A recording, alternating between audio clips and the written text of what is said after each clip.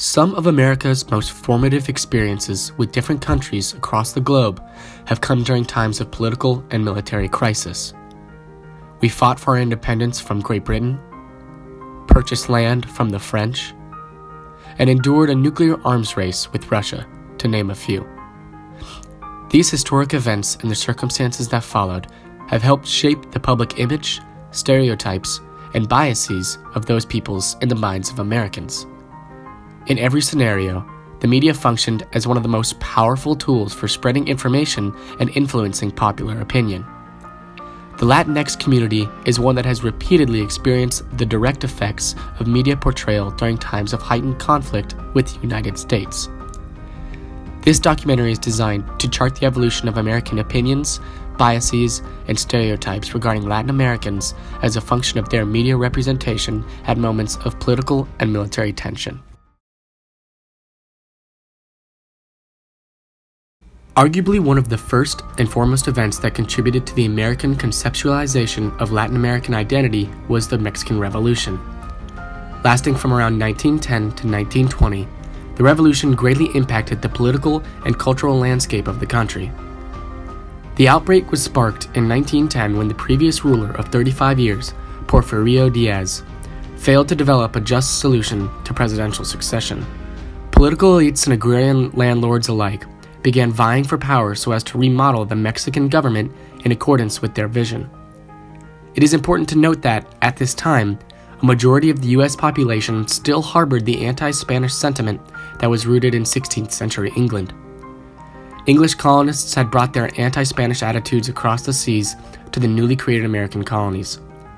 It was here that these feelings were readily translated to Mexico because of its Spanish heritage. Thus, the violence of the Mexican Revolution only further propagated the notion that Mexicans and other Latin Americans were morally decrepit and culturally retrograde. These beliefs quickly began to take on a tangible presence in the form of print media. For example, a 1914 editorial cartoon in the Chicago Tribune is seen comparing the United States and Mexico. The upper panel shows inhabitants of the former Mexican territories of California, Nevada, Utah, Arizona, Colorado, New Mexico, and Texas. These characters are depicted with downtrodden demeanors, their shoulders closed and slumping. They clearly lack confidence and even appear to be concealing a crime as indicated by the weapons at their sides. Conversely, the bottom panel shows the qualities of the inhabitants when under American influence. The figures exude confidence, are well-dressed, and exhibit all the trappings of U.S. success. The only character that remains unchanged is the one representing Mexico, as identified by his rugged and meek appearance. A similar patronizing message is evident in a series of comics from the San Francisco Examiner. In one, a Mexican rebel is seen running in place on a treadmill. His goal is progress, which has taken the form of the setting sun miles ahead of him. The symbolism is blatantly obvious. According to American popular belief, Mexicans are destined to remain forever stuck in their primitive nature of revolution, never to achieve true progress as it slips away. In a way, Hispanic Mexicans appear to be the antithesis of everything Americans strive to be. Americans value themselves as being primarily Protestant, egalitarian, hardworking, and technologically advanced people. To contrast, Mexicans were mainly Catholic and believed to be lazy, unclean, and untrustworthy. This message regarding the savage basicity of the Mexican Revolution is reiterated in numerous other print comics during the era. Ultimately, the Mexican Revolution incited significant attention from the U.S. press. The previous pictorials and the many others that were produced during the war exemplify how the press has been historically complicit in stereotyping the Latin American community. In this specific instance, the mass media functioned as a reflection of the greater culture from which it had been created. Simply put, the American press mirrored, supported, and instigated a cycle of cultural imperialism. Despite the rampant racism fueled by criticism of the Mexican infrastructure during the 1920s, international politics would soon reshape American ideologies regarding Latin America. In 1933, just 15 years after those prejudiced comics were published in the Chicago Tribune and the Examiner, United States President Franklin Roosevelt implemented the Good Neighbor policy that insisted America would not intervene or interfere in the domestic affairs of Latin America. It also reinforced the idea that the U.S. would be a good neighbor and promote exchanges with Latin American countries. Though the program appeared to be born from a growing desire of American leadership to establish racial and cultural equality between the two societies, critics were wary of the U.S. simply using it as a means to create new economic opportunity and reassert their influence in Latin America. One of the largest media and cultural icons produced by the Good Neighbor policy was Carmen Miranda. Born as Maria do Carmo Miranda da Cunha in Portugal in 1909, Miranda was a Brazilian samba singer, dancer, Broadway actress, and film star who saw her popularity peak between the 30s and 50s. Taken to the United States in 1939 by Broadway agent Lee Schubert, Carmen Miranda quickly became a familiar symbol of authentic South American identity. It wasn't long before U.S. political leaders began using her as a product to promote positive hemispheric relations, both subliminally and explicitly. One of her most famous films, The Gang's All Here, overtly emphasized the positivity of the Good Neighbor policy. During World War II, Hollywood was no longer able to export its films to Europe. In order to keep profits up, studios looked to Mexico, Central and South America as a new market. A number of films, including The Gang's All Here, incorporated Latin American stars like Miranda to court these audiences. Though the movie and others like it were opportunities for Latin Americans to entertain on the broader American stage, it cannot be separated from the fact that the true underlying force driving their publicity was a U.S. desire to maintain economic prosperity in the face of a Second World War. In this manner, Latin American performers functioned as puppets through which American industries could promote products and improve trade. With regards to Carmen Miranda specifically, her Brazilian nationality actually came to represent a variety of different South American identities. The visual aesthetics of her body were thoroughly explored in an effort to turn her lure of the public eye into a meaningful message. Her body and its movements essentially became a melting pot through which the Good Neighbor policy could mold its own version of a Latin American identity. The cultural and ethnic differences of the Latin American regions were boiled down, diluted, and homogenized into a single image that Americans could then associate with Latin America as a whole. Her movements were greatly sensualized and imbued with sexual undertones so as to project a sort of exotic and arousing notion of South America. With this exotic appeal now established as the common conceptualization of Latin America, agencies began advertising the region as the next great vacation attraction. Pamphlets were circulated at the 1939 World Fair that marketed Chile and other southern countries as exotic tourist paradises. These were the first steps of the patriarchal and imperial U.S. discourse to represent Latin America as a feminized and sexualized other that must be controlled, tamed, and possessed.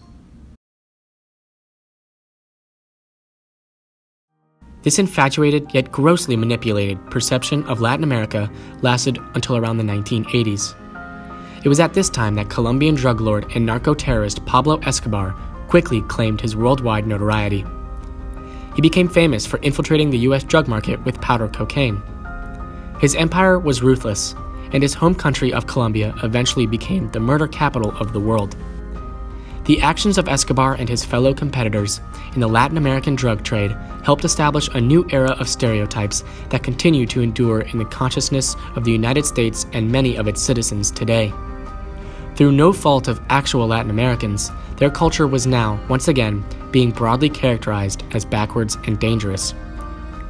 These persistent stereotypes have led to countless misunderstandings, poor policies, and even worse campaign tactics to win over racist or ethnocentric voters.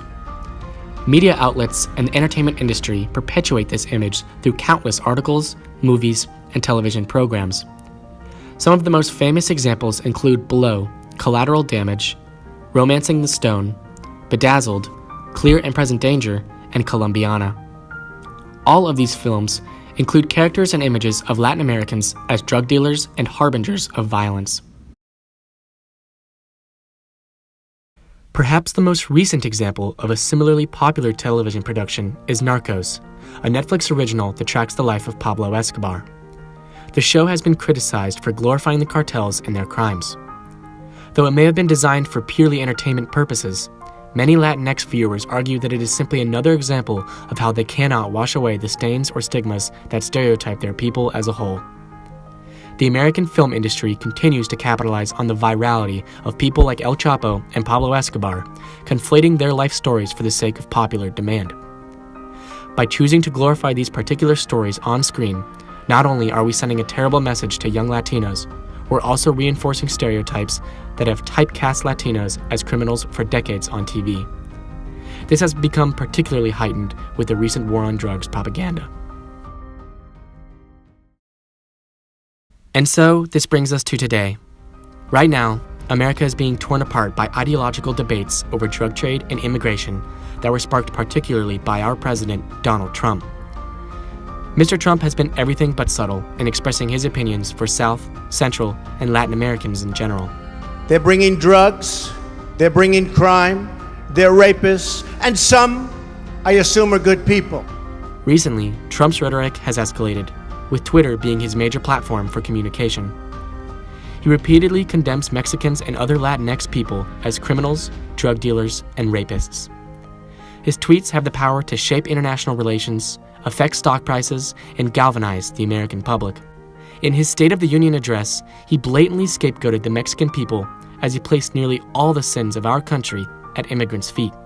Insecure jobs, stagnant wages, underfunded schools and safety net programs, a struggling healthcare system, crime rates. Immigrants, whether or not they are undocumented, are not responsible for any of these problems. This is only the most recent of many historical instances in which Latin Americans have had to defend themselves against an onslaught of unjustified ethnic stereotyping during times of political and military crisis. The last 100 years have been a bit of a roller coaster for U.S.-Latin American relations. The historic markers previously discussed were instrumental in formulating the public image of Latinx identity in the eyes of Americans. In every instance, the media served as the launch pad from which the common perceptions of foreign peoples could be repackaged and distributed to a national audience. Many would argue that things have gotten better since the comics of the Mexican Revolution, but there is certainly still a lot more we need to do as a country before true, unconditional equality can be achieved. The Latinx community has been one of the most constructive groups for America's history and infrastructure. Their contributions cannot be overstated, and we look forward to the day when Americans, Latin Americans, African Americans, and all other people of foreign ethnic background can live without the barrier of prejudice.